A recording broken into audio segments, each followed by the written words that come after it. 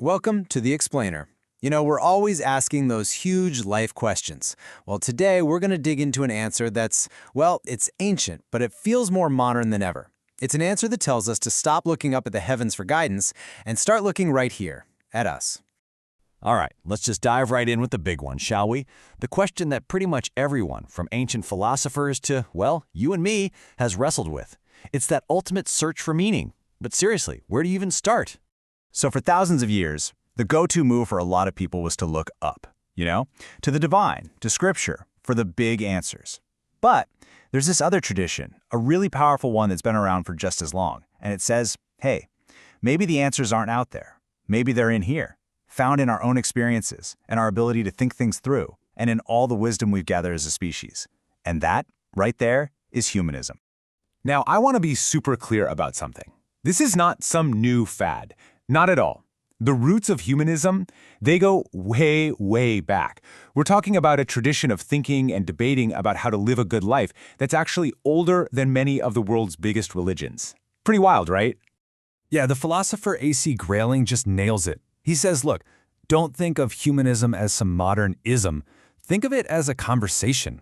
A really, really long conversation that kicked off with Socrates way back in ancient Greece. It's this continuous 2,500-year-old quest to figure out what it means to live well. Okay, so that's the history. But how does it actually work? Like, what are the tools in the humanist toolkit? Well, it all boils down to three key things: reason, evidence, and, you guessed it, a good healthy dose of skepticism. And to really get a handle on that skepticism piece, there's this great term from philosopher Stephen Law.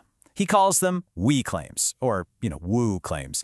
It's basically a catch-all for all that stuff that's super fascinating but a little out there. We're talking ghosts, psychics, miracles, alien abductions, the whole shebang. The bottom line here is simple. Extraordinary claims demand extraordinary evidence. I mean, think about it. If your friend says, hey, my buddy Bert stopped by, you just say, cool, right? No big deal. But what if they said, my buddy Bert stopped by, and then he flew around the living room by flapping his arms? Yeah, you're going to need to see some video on that one. It's just common sense. Okay, but it's really important to get this. Humanism isn't just about what you don't believe. It's not all skepticism and doubt. In fact, it offers a really positive and, honestly, a totally awe-inspiring way to see the universe and our place in it. So instead of feeling, lost in space without some kind of divine plan, the humanist perspective actually makes you feel the opposite. It makes you feel like you belong. I love this idea of being an earth child. It's this feeling of being perfectly at home in the natural world. Because let's face it, this is the only home we've ever had. And get this, that connection isn't just a feeling. It's literally true. Our bodies are built from the stuff of stars. I mean, you have enough calcium in you to whitewash a chicken coop, enough iron to make a nail. All these super common, almost boring elements in the universe came together to create you, to create conscious life that can think about this stuff. How incredible is that? Okay, so that brings us to the elephant in the room: death. What about that? Well, from a humanist point of view, knowing that life is finite doesn't drain it of meaning. It's the exact opposite. It's what creates the meaning. The fact that this is our one shot, that our time is limited, that's what makes every single moment so unbelievably precious. It's what makes your life, your unique personality so valuable. All right, so we've talked about some big ideas. Let's bring it back down to earth a bit.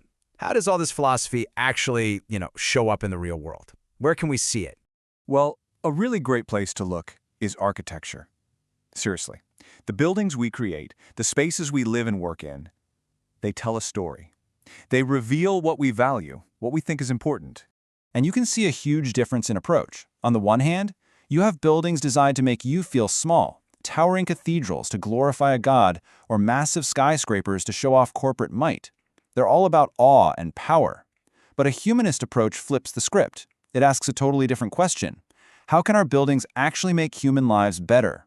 How can they support our health, our learning, our happiness? This is a perfect example. A community health center. Think about it. Places like this, or a public library, or a well-designed school, even a hospice, they have one purpose: to serve people. They're not built for a deity or a CEO. They're built for us. And all of this brings us right back to where we started. It brings us back to the ultimate goal of that whole humanist tradition we were talking about, the one that started with Socrates. The ancient Greeks, of course, had a word for it, eudaimonia. And it's so much more than just being happy. It's about flourishing, thriving, living a rich, full, good life. And that is the goal. Not just blind obedience, but helping ourselves and everyone around us to truly flourish. And really, if you take away one thing, let it be this. Humanism is all about focusing on what we have in common. The simple, undeniable fact of our shared humanity. It's about putting that first, ahead of all the labels, the national, political, or religious identities that we use to divide ourselves. So that leaves us with one last question to chew on. In a world that feels so divided, so polarized sometimes, just imagine, what could we build? What problems could we solve together if we just started from that one simple place, our shared humanity?